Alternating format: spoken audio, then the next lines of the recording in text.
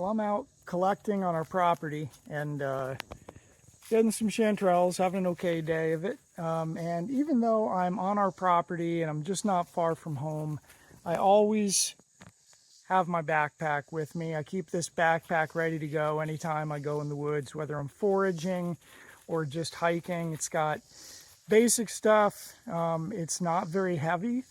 When I've got a full water bottle and a pretty heavy mushroom identification guide, it weighs 8.5 pounds.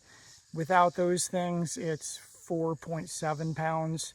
Anyway, I'm going to show you what I keep in my go-to backpack and just have it ready to go so that you know you're going to be safe and well supplied when you get out in the woods.